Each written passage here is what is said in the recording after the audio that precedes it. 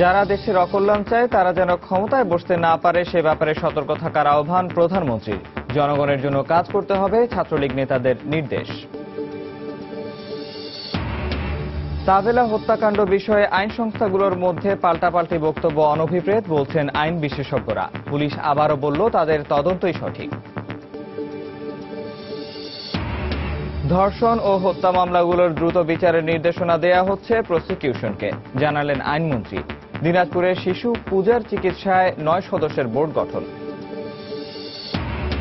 JSC JDC পরীক্ষায় প্রশ্ন ফাঁস রোধে নজরদারিতে কোচিং সেন্টারগুলো। শুধু ফাঁস নয়, বিভ্রান্তি ছড়ালেও নেওয়া হবে কঠোর ব্যবস্থা।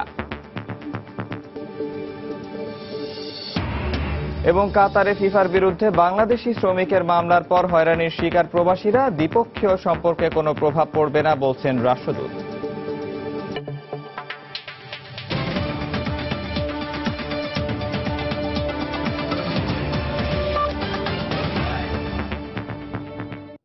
প্রবাসী সময় সঙ্গে আছি আমি নিয়ামতুল্লাহ বাবু।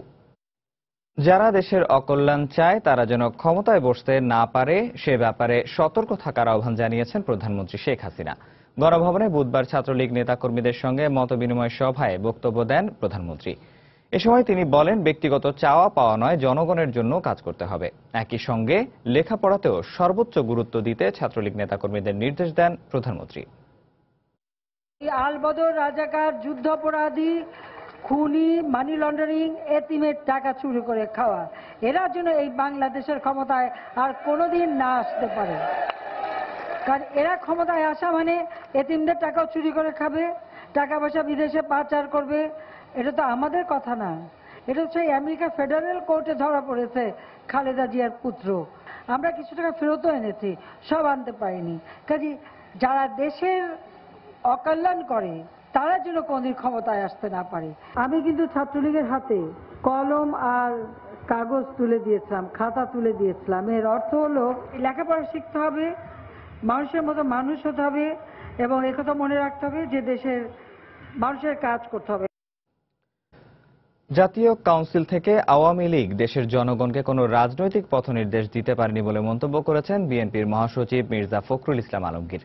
বুধবার ঢাকা রিপোর্টার্স ইউনিটিতে আলোচনার সভায় তিনি কথা বলেন। এ সময় রামপাল কয়লা বিদ্যুৎ কেন্দ্র প্রকল্পের কঠোর সমালোচনা করে মির্জা ফখরুল বলেন, দেশে বিদ্যুৎ কেন্দ্রের বিকল্প থাকলেও সুন্দরবনের কোনো বিকল্প নেই। তাই এই প্রকল্প বন্ধে দেশের জনগণকে ঐক্যবদ্ধ হওয়ার আহ্বান জানান তিনি। কাউন্সিল থেকে আপনারা কিছু দিতে পারেননি জাতিকে। গোটা জাতি অপেক্ষা করছিল যে কাউন্সিল থেকে আপনারা একটা রাজনৈতিক পথনির্দেশ দেখাবেন। যে রাজনৈতিক সংকট আজকে সৃষ্টি হয়েছে, যে আজকে নির্বাচন নেই, একটা অনির্বাচিত সরকার ক্ষমতা দখল করে রয়েছে, গণতান্ত্রিক প্রতিষ্ঠানগুলো ধ্বংস করা হচ্ছে, সেইখানে আজকে গণতন্ত্রে ফিরে আসার জন্য বিদ্যুৎ কেন্দ্র আমরা আরেকটা পেতে পারি, বিদ্যুৎ কেন্দ্র আমরা আরেকটা নির্মাণ করতে পারি, কিন্তু সুন্দরবন আমরা আরেকটা নির্মাণ করতে পারবো না, কারণ তা হাজার বছর ধরে এই সুন্দরবন গড়ে উঠেছে। সাক্ষ্য প্রমাণের ভিত্তিতে যাদের সম্পৃক্ততা পাওয়া গেছে তাদের বিরুদ্ধে তাবেলা সিজার হত্যা মামলার চার্জশিট দেওয়া হয়েছে। বুধবার ডিএমপির মিডিয়া সেন্টারে সাংবাদিকদের সঙ্গে আলাপে একথা জানান কাউন্টার টেরোরিজম ইউনিটের প্রধান মনিরুল ইসলাম। তবে এই হত্যাকাণ্ডের সঙ্গে 90 জেএমবি জড়িত বলে র্যাবের করা মন্তব্যের ব্যাপারে জানতে চাইলে তিনি বলেন, কোনো দায়িত্বশীল ব্যক্তি বিচারাধীন বিষয়ে মন্তব্য করতে পারেন না। আর আইন বিশেষজ্ঞরা বলছেন, বিচারাধীন মামলা নিয়ে আইন প্রয়োগকারী সংস্থাগুলোর পরস্পর বিরোধী বক্তব্যের ফায়দা নেবে আসামিরা। খান মোহাম্মদ রুমেলের রিপোর্ট। ইতালীয় নাগরিক তাবেলা সিজার হত্যাকাণ্ডের 1 বছরের বেশি সময় পর বিএনপি নেতা এম এ কাইয়ুম সহ 7 জনকে আসামি করে অভিযোগপত্র দেওয়ার পর মঙ্গলবার এই মামলার অভিযোগ গঠন করেন আদালত। তবে গেল শুক্রবার এক সংবাদ সম্মেলনে র্যাব জানায় 90 জেএমবি তাবেলা হত্যাকাণ্ডে জড়িত। শুধু তাই নয়, তাবেলা সহ গেল 14 মাসে ঘটে যাওয়া 22টি হামলার সঙ্গেও 90 জেএমবি জড়িত বলে দাবি সংস্থাটির। বুধবার এ বিষয়ে দৃষ্টি আকর্ষণ করা হলে কাউন্টার টেরোরিজম ইউনিট প্রধান বলেন, তাবেলা হত্যাকাণ্ডের তদন্তে যাদের সংশ্লিষ্টতা পাওয়া গেছে তাদের বিরুদ্ধে অভিযোগপত্র দিয়েছেন তারা। আমি সাক্ষাৎকারটি শুনিনি, আমি দেশের বাইরে থাকার কারণে শুনিনি, কারণ কোনো দায়িত্বশীল ব্যক্তি একটা বিচারাধীন মামলা নিয়ে কোনো মন্তব্য করতে পারেন না। ফৌজদারি তদন্তটি পরিচালিত হয় সাক্ষ্য প্রমাণের ভিত্তিতে। এটি কোনো রচনা কর্ম বা ক্রিয়েটিভ কোনো ওয়ার্কের সুযোগ নেই। তথ্য প্রমাণ অর্থাৎ সাক্ষ্য প্রমাণে যেটি আসে সেটি করা হয়। তো সেই ক্ষেত্রে যাদের সম্পৃক্ততা বেরিয়ে এসেছে তাদের বিরুদ্ধে আসলে অভিযোগপত্র দাখিল করা হয়েছে। শুক্রবারের সংবাদ সম্মেলনে র্যাব 90 জিএমবি প্রধান হিসেবে আবু হানিফ ওরফে আব্দুর রহমান ওরফে সারোয়ারের কথা বললেও পুলিশ বলছে তামিমের পরের পর্যায়ের নেতা সারোয়ার। তামিমের পরে ইমিডিয়েট পরে যারা ছিল তারপর পরপরই সেই কথিত সারোয়ার জাহান কিংবা আব্দুর রহমান, তার ভূমিকা আমাদের কাছে অতটুকু তথ্য প্রমাণ আমাদের কাছে রয়েছে। এদিকে আইন বিশেষজ্ঞরা বলছেন আইন প্রয়োগকারী সংস্থাগুলোর মধ্যে এই ধরনের বিষয়ে কোনো ধরনের দূরত্ব থাকা উচিত নয়। আমি তো মনে করি যে কোনো রকম দূরত্ব থাকা উচিত না, কারণ পুলিশ এবং র্যাব উভয়েরই কিন্তু কার্যপরিধি নির্দিষ্ট করা আছে। ফৌজদারি অপরাধ যাতে সংগঠিত না করতে পারে, সবাই কিন্তু সেই লক্ষ্যে চেষ্টা করছে, এটা হোক র্যাব বা পুলিশ, এবং কোনো রকম পার্থক্য বা দ্বিধাদ্বন্দ্ব থাকা উচিত বলে আমি মনে করি না। এ ধরনের স্পর্শকাতর মামলার তদন্তের ক্ষেত্রে আইন প্রয়োগকারী সংস্থাগুলোকে সর্বোচ্চ সতর্কতা ও পেশাদারিত্ব নিয়ে কাজ করারও তাগিদ দেন তিনি। খান মোহাম্মদ রুমেল, সময় সংবাদ, ঢাকা। সাম্প্রতিক সময়ের হত্যা ও ধর্ষণের ঘটনায় করা মামলাগুলোর বিচার দ্রুত শেষ করতে প্রসিকিউশনকে নির্দেশনা দেওয়ার পাশাপাশি প্রয়োজনীয় ব্যবস্থা নেওয়া হবে বলে জানিয়েছেন আইনমন্ত্রী আনিসুল হক।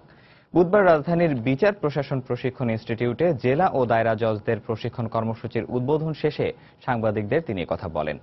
তিনি বলেন, হত্যা ও ধর্ষণের ঘটনায় দোষীদের সর্বোচ্চ শাস্তি নিশ্চিত করতে হবে। বিচারিক কাজ করার জন্য আনুষঙ্গিক কাজগুলি যেগুলি করতে হয় সেগুলি সম্পন্ন না করলে পরে বিচারিক কাজের দেরি হয়, সেইটা যাতে না হয় সেই ব্যবস্থা গ্রহণ আমরা করব। বিচারিক কাজ দ্রুত সম্পন্ন হবে এবং প্রমাণাদি পাওয়া গেলে আদালতের বিচারে আমি আশা করব এবং আমি প্রসিকিউশনকে নিশ্চয়ই সেই উপদেশই দিব যে তারা বলবেন যে সর্বোচ্চ শাস্তি যেন দেওয়া হয়, যাতে ভবিষ্যতে এরকম অপরাধ করার জন্য কেউ উদ্যত না হয়। দিনাজপুরে ধর্ষণের শিকার শিশু পূজার চিকিৎসার জন্য 9 সদস্যের চিকিৎসক বোর্ড গঠন করেছে ঢাকা মেডিকেল কলেজ হাসপাতাল। বৃহস্পতিবার তাদের সিদ্ধান্তের পরেই পূজার চিকিৎসার পরবর্তী পদক্ষেপ নেওয়া হয়। ঢাকা মেডিকেল কলেজের উপপরিচালক জানান, বুধবার সকালে শিশুটির শারীরিক অবস্থা পর্যবেক্ষণ করা হয়। ধারালো অস্ত্র দিয়ে শিশুটিকে আঘাত করায় তার শরীরের বিভিন্ন অংশে ক্ষত হয়েছে। সবচেয়ে ক্ষতিগ্রস্ত হয়েছে শিশুটির প্রজনন অঙ্গ। ক্ষত হাড় পর্যন্ত যাওয়ায় সংক্রমণ দেখা দিয়েছে। এখন সংক্রমণ নিয়ন্ত্রণই চিকিৎসকদের প্রধান কাজ। পূজার বাবা শ্যাম দাস জানান, তাদের অপেক্ষা এখন মেয়ের পরবর্তী চিকিৎসার জন্য।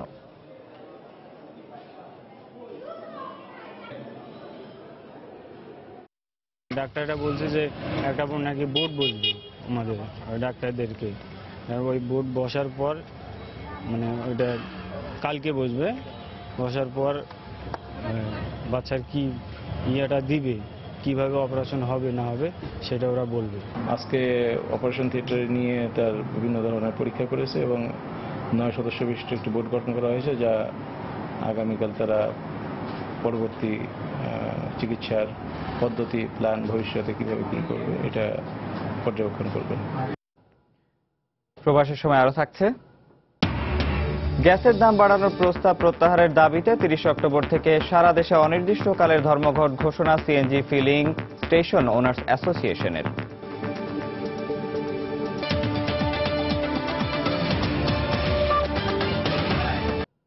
নানা সংকট আর ভোগান্তির আরেক নাম সরকারি হাসপাতাল, যা শুরু হয় হাসপাতালের বহির্বিভাগে টিকিট কাটার দীর্ঘ লাইনে অনিয়মের মধ্য দিয়েই। কোনো মতে টিকিট পেলেও চিকিৎসকের দেখা পেতে অসুস্থ রোগীদের অপেক্ষা করতে হয় ঘন্টার পর ঘন্টা। ভুক্তভোগীদের অভিযোগ, পর্যাপ্ত সুবিধা থাকলেও স্বাস্থ্যসেবা পাওয়া যায় না এসব হাসপাতালে। এজন্য প্রয়োজনীয় হাসপাতাল কম থাকা ও সেবা না দেওয়ার মানসিকতাকে দুষছেন বিশেষজ্ঞরা। সাইফুল ইসলামের তোলা ছবিতে মাহমুদ রাকিবের রিপোর্ট। দেশের একমাত্র পঙ্গু হাসপাতালের সামনের দৃশ্য এটি। কারো হাত ভাঙা, কারো পা। চিকিৎসকের সিরিয়াল না পাওয়ায় গুরুতর অসুস্থ অবস্থায় এসব রোগী অপেক্ষা করছেন হাসপাতালের বারান্দাতেই। বিনামূল্যে ট্রলি পাওয়ার নিয়ম থাকলেও সেটির অভাবে অনেকে আবার ঘন্টার পর ঘন্টা কাটিয়ে দিচ্ছেন অ্যাম্বুলেন্সের ভেতরেই। ট্রলি পাইতেছি না, নামতে পারতেছি না, কষ্ট পাইতেছি অ্যাম্বুলেন্সে বসে। চিকিৎসা পাইতেছি না, এই যে 1 সপ্তাহ ধরে ঢাকা শহর ঘুরতে আছি, চিকিৎসা ডাক্তার পাওয়া যায় না। বলে বৃহস্পতিবার আসতে, আজকে আসতে সে আবার বলে শনিবারে আসতে। আমরা গরিব দেখে কি আমাদের কোনো দাম নাই?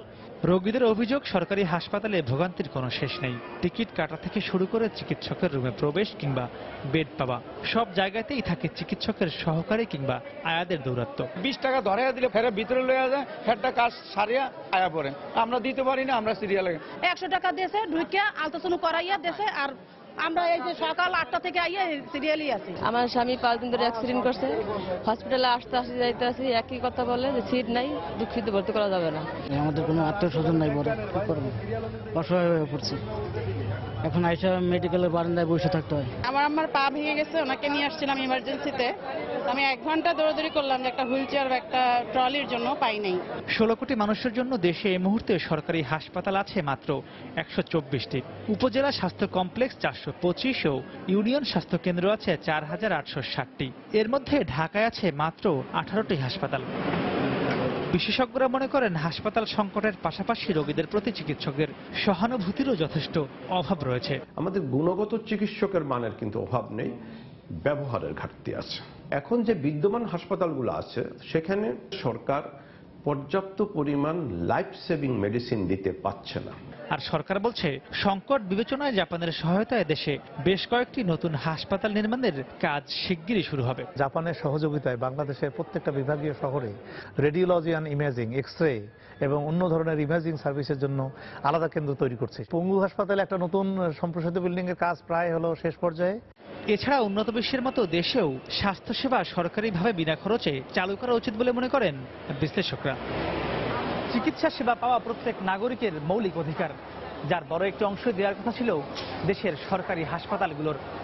কিন্তু ভুক্তভোগীদের অভিযোগ, প্রয়োজনের তুলনায় সরকারি হাসপাতাল কম থাকা এবং যাও আছে তাদের সেবা না দেওয়ার প্রবণতার কারণে রোগীরা এসে সেবা তো পাচ্ছেন না, বরং নানা ভোগান্তি পোহাতে হচ্ছে এসব জায়গায় এসে। তাই রোগীদের মতে স্বাস্থ্যসেবা নিশ্চিত করতে হলে সরকারি হাসপাতাল বাড়ানোর পাশাপাশি বাড়াতে হবে এসব হাসপাতালে ডাক্তারদের সেবা দেওয়ার মানও। মাহমুদ রাকিব, সময় সংবাদ, ঢাকা। চিকিৎসা সেবাকে বিকেন্দ্রীকরণ করা হচ্ছে উল্লেখ করে প্রধানমন্ত্রী শেখ হাসিনা বলেছেন, দেশের প্রত্যেকটি বিভাগে একটি করে মেডিকেল বিশ্ববিদ্যালয় প্রতিষ্ঠার উদ্যোগ নিয়েছে সরকার। বুধবার রাজধানীর কৃষিবিদ ইনস্টিটিউশন মিলনায়তনে চিকিৎসকদের উচ্চতর প্রশিক্ষণ কেন্দ্র BCPS এর সমাবর্তনে এই কথা বলেন তিনি। এ সময় স্বাস্থ্য খাতের উন্নয়নে সরকারের পাশাপাশি সমাজের বিত্তবানদের এগিয়ে আসার আহ্বানও জানান শেখ হাসিনা। আমাদের এখন 8টা ডিভিশন বাংলাদেশে, আমরা প্রত্যেক ডিভিশনে একটি করে মেডিকেল বিশ্ববিদ্যালয় প্রতিষ্ঠা করব, এটাই আমাদের পরিকল্পনা রয়েছে। প্রাথমিক হবে বিভাগীয় পর্যায়ে, এরপর পর্যায়ক্রমিকভাবে আমরা জেলা পর্যায়ে চলে যাব। এক কেন্দ্রীভূত না করে এটাকে ডিসেন্ট্রালাইজ করে দিতে চাই আমরা, যাতে মানুষ ঘরের কাছে বসে চিকিৎসা সেবা পেতে পারে। বিত্তবান যারা, তাদেরকে আমি অনুরোধ করব যে তাদের এই অর্থ সম্পদ, এই বিত্ত, এগুলি শুধু নিজের কাছে না রেখে এই চিকিৎসা সেবায় বিভিন্ন জায়গায় তারা কিন্তু যথেষ্ট অনুদান দিতে পারেন, সহযোগিতাও করতে পারেন। খাদ্যে স্বয়ংসম্পূর্ণতা অর্জনের পাশাপাশি দেশের মানুষের জন্য নিরাপদ খাদ্য প্রাপ্তিও নিশ্চিত করতে হবে বলে মন্তব্য করেছেন খাদ্যমন্ত্রী অ্যাডভোকেট কামরুল ইসলাম। আর এ লক্ষ্যেই বর্তমান সরকার বিভিন্ন উদ্যোগ নিয়েছে বলেও জানান তিনি। বুধবার রাজশাহীতে নিরাপদ খাদ্য আইন নিয়ে আয়োজিত এক কর্মশালায় একথা বলেন মন্ত্রী। খাদ্যে স্বয়ংসম্পূর্ণতা অর্জনের দিক থেকে বাংলাদেশ বিশ্বের যে কোনো দেশের কাছে এখন রোল মডেল। কিন্তু নিরাপদ খাদ্য প্রাপ্তি যেখানে নাগরিকদের সাংবিধানিক অধিকার, সেখানে কতটা সচেতন আমরা? নিরবিচ্ছিন্ন বিদ্যুৎ কিংবা স্বল্প মূল্যে সার বিতরণ, শস্যের উৎপাদন বাড়লেও বাজারে খাবারের মান নিয়ে এখনো ভোক্তাদের রয়েছে নানা অভিযোগ। কর্মশালায় খাদ্যমন্ত্রী জানালেন, এবার শুধু খাদ্য নিরাপত্তা নয়, নিরাপদ খাদ্য প্রাপ্তি নিশ্চিতে কাজ শুরু করেছে সরকার। সংসদে পাশ হয়েছে নিরাপদ খাদ্য আইন 2013। খাদ্য বান্ধব কর্মসূচির আওতায় 10 টাকা কেজিতে চলছে চাল বিক্রি। বাংলাদেশ আজকে স্বয়ংসম্পূর্ণ হয়েছে, কিন্তু শুধু স্বয়ংসম্পূর্ণ হলেই চলবে না। আমাদের জনগণের খাদ্য নিরাপত্তার ব্যবস্থা করতে হবে। আমরা ভেজালে অভ্যস্ত হয়ে গিয়েছিলাম দীর্ঘদিন পর্যন্ত। জনগণের খাদ্যের নিরাপত্তা নিশ্চিত করার জন্য, সাংবিধানিক অধিকার রক্ষার জন্য আজকে মাননীয় প্রধানমন্ত্রী সচেষ্ট হয়েছেন, এবং যার ফলে নিরাপদ খাদ্য কর্তৃপক্ষ বা নিরাপদ খাদ্য আইন 2013 আমরা সংসদে পাশ হয়েছে। এদিকে সরকারের নেয়া বিভিন্ন কর্মসূচির সফলতার উপর নির্ভর করেই আগামী নির্বাচনে টানা তৃতীয়বারের মতো আওয়ামী লীগের পাশে জনগণ থাকবে বলে আশা প্রকাশ করেন খাদ্যমন্ত্রী। আমরা এই কাজগুলো করার মধ্যে দিয়ে মানুষের উপকার করার মধ্যে দিয়ে আগামী নির্বাচনে বর্তমান সরকার নিজেদেরকে প্রস্তুতি গ্রহণ করছে। এমনি এমনি ভোট দেবে না মানুষ। আমাদের সেবার পুরস্কার স্বরূপ ইনশাল্লাহ আমরা বিশ্বাস করি তৃতীয়বারের মতো ইনশাল্লাহ মাননীয় প্রধানমন্ত্রী শেখ হাসিনাকে প্রধানমন্ত্রী নির্বাচিত করবে। নিরাপদ খাদ্য কর্মসূচি বাস্তবায়নে কাজ করছে বাংলাদেশ সরকারের 18টি মন্ত্রণালয় এবং স্থানীয় সরকারের 480টি সংস্থা। থেকে আপনার পরামর্শ দেবেন। সাইফুর রহমান রকি, সময় সংবাদ, রাজশাহী। গোপালগঞ্জের মকসুদপুরে 10 টাকা কেজি দরের 50 বস্তা চাল সহ দুজনকে আটক করেছে পুলিশ। শেরপুরের নলিতা বাড়িতেও একই কর্মসূচির 30 বস্তা চাল সহ আরও একজনকে আটক করা হয়েছে। পুলিশ জানায়, মঙ্গলবার রাতে গোপালগঞ্জের টেকেরহাট নৌবন্দরের একটি গুদামে চালগুলো নামানোর সময় হাতে নাতে আটক করা হয়। এ সময় দুজনকে জিজ্ঞাসাবাদে কালো বাজারে চাল বিক্রির জন্য আনার কথা স্বীকার করে তারা। গুদামটি সিলগালা করে 4 সদস্যের তদন্ত কমিটি গঠন করা হয়েছে।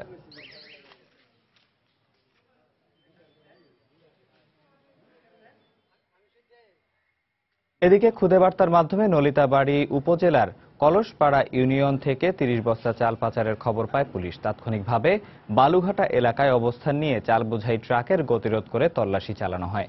এ ঘটনায় পুলিশ বাদী হয়ে একটি মামলা করেছে।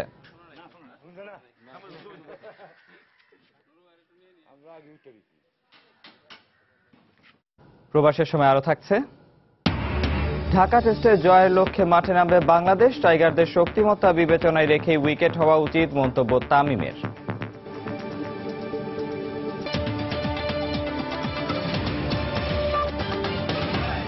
সড়ক ও জনপথ অধিদপ্তরের ইজারা মাশুল বৃদ্ধির সিদ্ধান্ত বাতিল ও গ্যাসের দাম বাড়ানোর প্রস্তাব প্রত্যাহারের দাবিতে 30 অক্টোবর থেকে সারা দেশে অনির্দিষ্টকালের ধর্মঘটের ঘোষণা দিয়েছে Bangladesh CNG filling owners station owners association. বুধবার রাজধানীর কাকরাইলে সংগঠনের কার্যালয়ে সংবাদ সম্মেলনে এ ঘোষণা দেওয়া হয়। জনপথ অধিদপ্তরের ইজারা মাশুল অস্বাভাবিক বৃদ্ধির সিদ্ধান্ত বাতিল করতে হবে।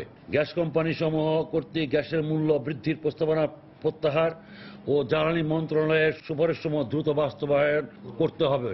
অন্যথায় আগামী 30 অক্টোবর 2016 তারিখ হইতে দাবি আদায় না হওয়া পর্যন্ত সারা দেশে সকল সিএনজি ফিলিং স্টেশন লাগাতার ধর্মঘট পালন করবে। এবার প্রবাসের খবর। বঙ্গবন্ধু শেখ মুজিবুর রহমানের খুনি নূর চৌধুরীকে ফেরত আনার বিষয়ে কানাডার পররাষ্ট্রমন্ত্রী স্টিফেন ডিয়নের সঙ্গে বৈঠক করেছেন বাংলাদেশের পররাষ্ট্রমন্ত্রী আবুল হাসান মাহমুদ আলী। একদিনের কানাডা সফরে গিয়ে মঙ্গলবার অটোয়ায় এ বৈঠকে অংশ নেন পররাষ্ট্রমন্ত্রী। নূর চৌধুরীর বহিঃসমর্পণ প্রক্রিয়া নিয়ে সে দেশের সংশ্লিষ্ট কর্তৃপক্ষের সঙ্গে আলোচনার আশ্বাস দেন কানাডার পররাষ্ট্রমন্ত্রী স্টিফেন ডিয়ন। তিনি সন্ত্রাস দমনে বাংলাদেশের নেওয়া পদক্ষেপের প্রশংসা করেন। এ সময় সন্ত্রাস দমনে বাংলাদেশ কানাডা পারস্পরিক সহযোগিতার ভিত্তিতে কাজ করতে একমত বলে জানিয়েছেন দুদেশের পররাষ্ট্রমন্ত্রী। বৈঠকে অর্থনীতি, শিক্ষা ও সাংস্কৃতিক ক্ষেত্রে দ্বিপক্ষীয় সহযোগিতা জোরদারের বিষয়ে আলোচনা হয়। কাতারে শ্রমিক অধিকার লঙ্ঘনের অভিযোগে ফিফার বিরুদ্ধে এক বাংলাদেশির মামলা দায়েরের কারণে বিপাকে পড়েছেন সেখানকার প্রবাসী বাংলাদেশিরা।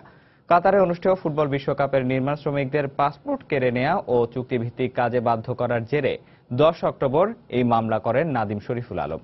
তবে বাংলাদেশ কাতার দ্বিপক্ষীয় সম্পর্কে এর কোনো প্রভাব পড়বে না বলে জানিয়েছেন কাতারে নিযুক্ত বাংলাদেশের রাষ্ট্রদূত। কাতার প্রতিনিধি আনোয়ার হোসেন মামুনের তথ্য ছবি নিয়ে ডেস্ক রিপোর্ট। চলতি বছরের 10 অক্টোবর নেদারল্যান্ডস ভিত্তিক ট্রেড ইউনিয়ন কর্পোরেশনের সহায়তায় সুইজারল্যান্ড জুরিখে ফিফার বিরুদ্ধে মামলা করেন বাংলাদেশি শ্রমিক নাদিম শরীফুল আলম। গণমাধ্যমে এ খবর প্রকাশের পর কাতারের নাগরিকরা বাংলাদেশিদের সাথে বিরূপ আচরণ শুরু করেছে বলে অভিযোগ প্রবাসী শ্রমিকদের। বাংলাদেশি শ্রমিকদের ধরপাকড় সহ যে কোনো মুহূর্তে ভিসা বন্ধ করা হতে পারে বলেও আশঙ্কা তাদের। ফিফার বিরুদ্ধে উনি যে মামলা করেছেন, এই মামলার জন্য আমাদের বাংলাদেশি শ্রমিকদের উপর অনেক প্রভাব পড়তেছে। আরবিরা অনেক গালিগালা মন্দশব্দ আমাদের উপর শুরু করে দিচ্ছে। এদিকে ফিফার বিরুদ্ধে বাংলাদেশি শ্রমিকের এই মামলা নিয়ে উদ্বেগ জানিয়েছে বাংলাদেশি কমিউনিটির নেতারা। আর নাদিম কেন এই মামলা করেছে তা খতিয়ে দেখে বাংলাদেশ সরকারকে এ ব্যাপারে পদক্ষেপ গ্রহণের আহ্বান জানিয়েছেন প্রবাসী ব্যবসায়ীরা। এই লোককে এবং কেন সে উদ্যোগটা নিচ্ছে, কার উন্দন ছিল তার পিছনে, সেটা খতিয়ে দেখার জন্য বাংলাদেশ সরকারের প্রতি আমি একটু আকুল আবেদন অভিনন্দন জানাচ্ছি। ফিফার বিপক্ষে বাংলাদেশি নাগরিক যে কমপ্লেন করছে, যে কেস করছে, সেটা আমাদের বাংলাদেশ কমিউনিটির জন্য কাতারে যারা প্রবাসী বাংলাদেশি আছে তারা সকলেই খুবই উদ্বিগ্ন প্রকাশ করছে। আমরা মামলাটির বিষয়ে কাতারের শ্রমমন্ত্রীর সাথে দেখা করার কথা জানান কাতারের নিযুক্ত বাংলাদেশের রাষ্ট্রদূত। তিনি বলেন, এ ঘটনায় দুদেশের সম্পর্কে কোনো প্রভাব পড়বে না। এই ব্যাপারে কিন্তু এমবেসি বা আমাদের কোনো সংশ্লিষ্টতা নেই। আমরা ওনাকে, মন্ত্রীকে, কাতারের মিনিস্টারকে এটাও বললাম যে বিভিন্ন সময় আমরা স্পোরেডিক্যালি, সেপারেটলি, আইসোলেটেডলি কিছু অভিযোগ পাই এবং সেটা আমরা সাথে সাথে কাতারের কর্তৃপক্ষের নজরে আনি এবং তারা সে ব্যাপারে ব্যবস্থা নিচ্ছেন। আমরা আশা করি এটা বাংলাদেশ কাতারের সম্পর্কের মধ্যে কোনো বিরূপ প্রতিক্রিয়া হবে না। বিভিন্ন গণমাধ্যমে নাদিমের বয়স 21 বছর উল্লেখ করা হলেও তার বিস্তারিত পরিচয় প্রকাশ করা হয়নি। সম্প্রতি জুরিখ ট্রেড কোর্টে দায়ের করা ওই মামলায় নাদিম অভিযোগ করেন, কাতারে যাওয়ার পরপরই সেখানকার কর্তৃপক্ষ তার পাসপোর্ট কেড়ে নেয় এবং খারাপ পরিবেশে 1.5 বছরের চুক্তিতে কাজ করতে বাধ্য করায়। সময় সংবাদ, কাতার। 60 ও 70 দশকে লন্ডনের ওয়েস্টমিনিস্টার এলাকায় বাংলাদেশিদের গোড়াপত্তন ও সে সময়ের তাদের পরিকল্পনার মতো বিভিন্ন বিষয়াবলী তুলে ধরে বই প্রকাশ করা হয়েছে। এ সম্পাদনায় কাজ করেছেন বাংলাদেশি বংশোদ্ভূত রোমেনা তৌকি ও আফজালুর রহমান। মঙ্গলবার হাউস অব পার্লামেন্টের কমিটি রুমে বইয়ের প্রকাশনা অনুষ্ঠানের সভাপতিত্ব করেন কারেন বাক এমপি। গবেষণাধর্মী এই বইয়ে ফুটে উঠেছে ওয়েস্টমিনিস্টারে সে সময়ে বাংলাদেশিদের জীবনযাপন, সংস্কৃতি ও ধর্মচর্চা সহ নানা বিষয়। বাংলাদেশের এই অগ্রযাত্রায় স্থানীয়দের অবদানের কথাও তুলে ধরা হয়েছে। হেরিটেজ লটারি ফান্ডের সহযোগিতায় কাউন্সিলর আজিজ তকির তত্ত্বাবধানে বইটি প্রকাশ করে central London youth development trust.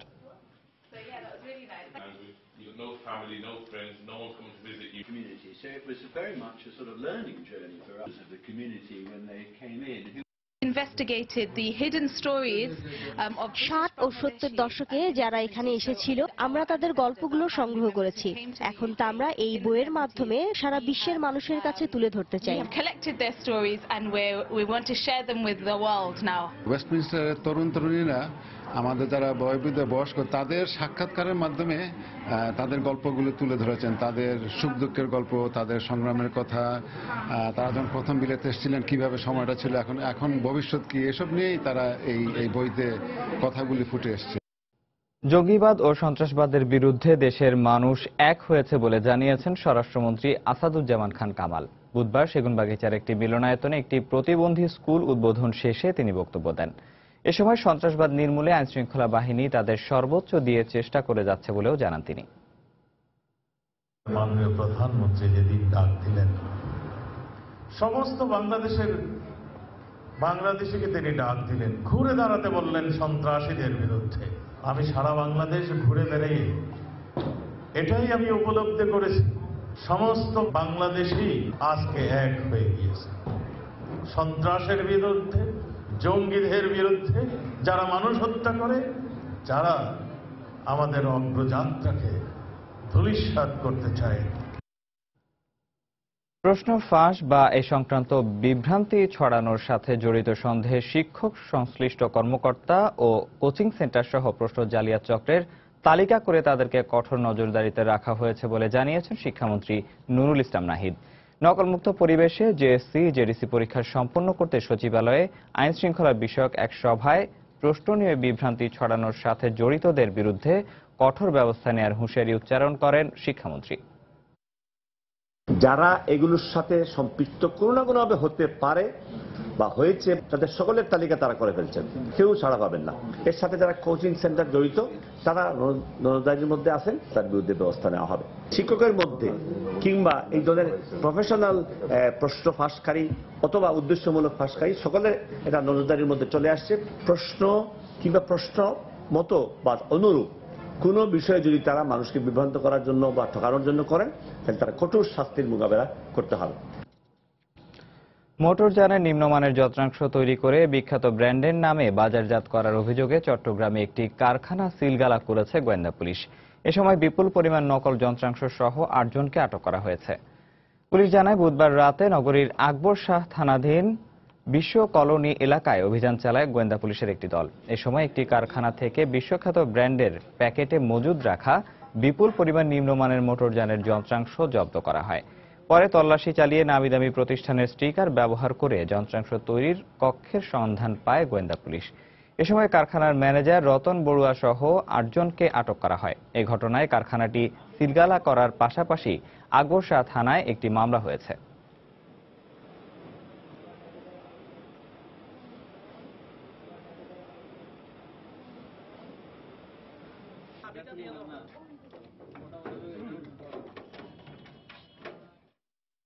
Nut বল্টু এই ধরনের কাজ করে।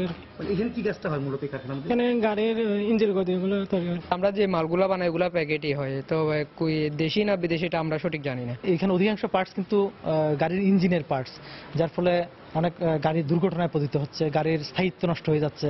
মার্কেট থেকে বিভিন্ন স্যাম্পল নিয়ে আসে বিদেশি, ওই বিদেশি স্যাম্পলগুলি নকল করে তারা বাজারজাত করে নকল পণ্য তৈরি করে। এবং এর পিছনে কারা কারা জড়িত এবং কবে থেকে তারা এই ব্যবসাটা করতেছে, কোথায় কোথায় মার্কেটিং করতেছে, এগুলি আমাদের তদন্তে বের হয়ে আসবে। দেশের ৯,৮৮৬টি পোস্ট অফিসকে ই কমার্সের আওতায় আনা হবে বলে জানিয়েছেন ডাক ও টেলিযোগাযোগ প্রতিমন্ত্রী তারানা হালিম। বুধবার রাজধানীর হোটেল রেডিসন ব্লুতে ই কমার্স পলিসি কনফারেন্সের ৩য় সেশনে business leadership dialogue on e commerce সেমিনারে একথা বলেন তিনি। মার্কেটকে প্রতিযোগিতাপূর্ণ করতে ই কমার্স সেক্টরে লেভেল প্লেইং ফিল্ড দরকার বলে মন্তব্য করেন প্রতিমন্ত্রী। বেসিসের senior vice president Russell T আহমেদের সঞ্চালনায় সেমিনারের সমাপনী সেশনে অংশ নিয়ে অর্থ ও পরিকল্পনা প্রতিমন্ত্রী এম এ মান্নান বলেন, এ খাতের উদ্যোক্তাদের সহায়তা করতে সরকার সবসময় প্রস্তুত।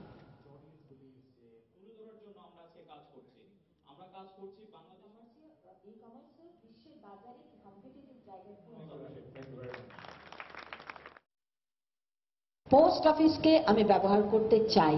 ৯,৮৮৬টি পোস্ট অফিস ই কমার্সের কেন্দ্রবিন্দুতে পরিণত হোক, এটা আমি চাই এবং এটার জন্য যত দ্রুত কাজ করা সম্ভব সেটা আমি করতে চাই। আমাদের সকল সেক্টরের জন্য সবসময় যেন একটা লেভেল প্লেইং ফিল্ড থাকে, কখনো যেন কোথায় কেউ একটা মার্কেটকে ডমিনেট করার মতো একটা পরিস্থিতি যেন সৃষ্টি না হয়, কম্পিটিটিভ হয় যেন মার্কেটটা, কোনো মনোপলি যেন সৃষ্টি না হয় এবং যেন লেভেল প্লেইং ফিল্ড থাকে। এটা আবার নিশ্চিত করবার দায়িত্ব ডাক এবং টেলিযোগাযোগ বিভাগের এবং সেটা আমরা অবশ্যই নিশ্চিত করব।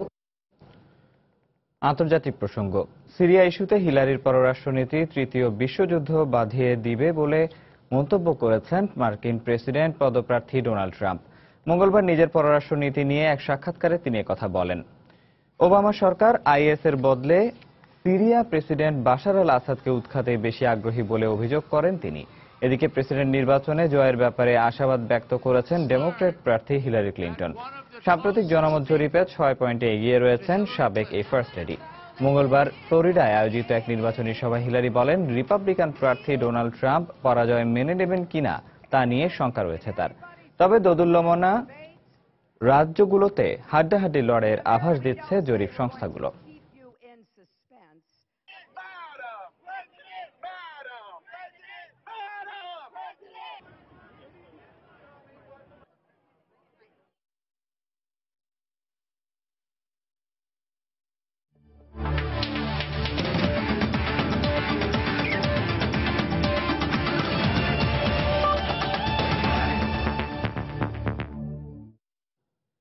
ঢাকা টেস্টেও জয়ের জন্যই মাঠে নামবে বাংলাদেশ, এমনটাই জানিয়েছেন সহ অধিনায়ক তামিম ইকবাল।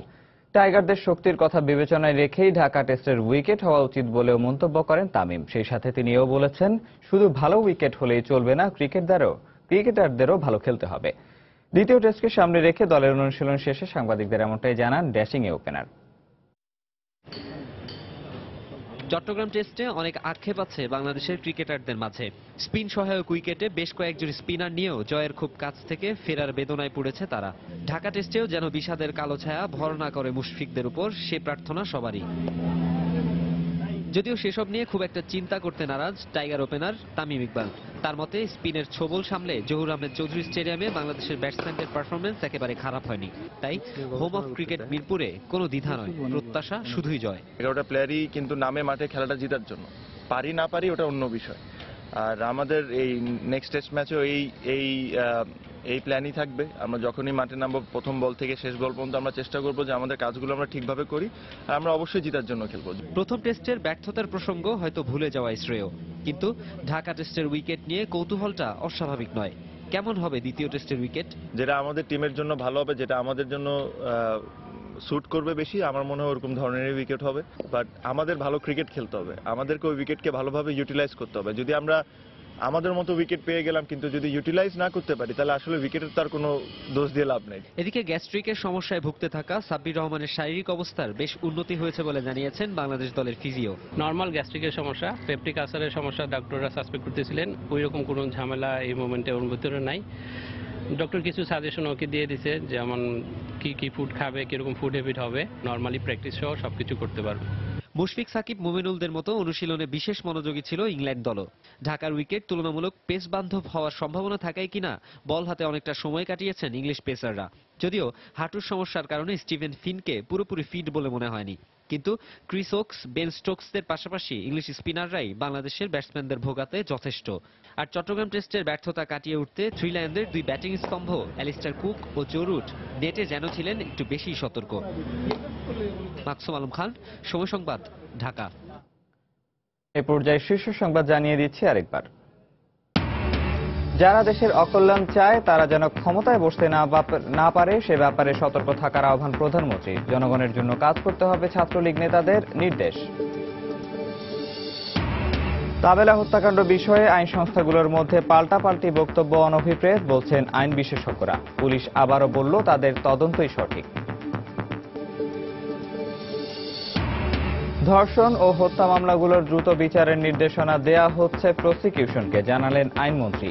দিনাজপুরে শিশু পূজার চিকিৎসায় 9 সদস্যের বোর্ড গঠন।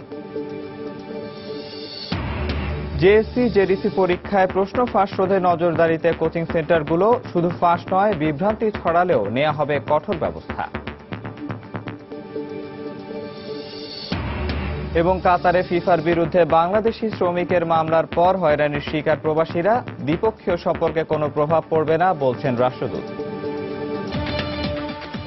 দর্শক, এই ছিল প্রবাসের সময়। যে কোনো খবর পেতে ভিজিট করুন সময়নিউজ.টিভি। যে কোনো বাংলালিংক, রবি ও এয়ারটেল নম্বর থেকে সময় সংবাদের খবর, অনুষ্ঠান সূচি জানতে এবং যে কোনো তথ্য সময় সংবাদকে জানাতে ডায়াল করুন 16242 নম্বরে। এছাড়া এই মাত্র পাওয়া খবর আপনার মোবাইলে পেতে SMS করুন *BN লিখে পাঠিয়ে দিন 16242 নম্বরে। সঙ্গে থাকুন সময়।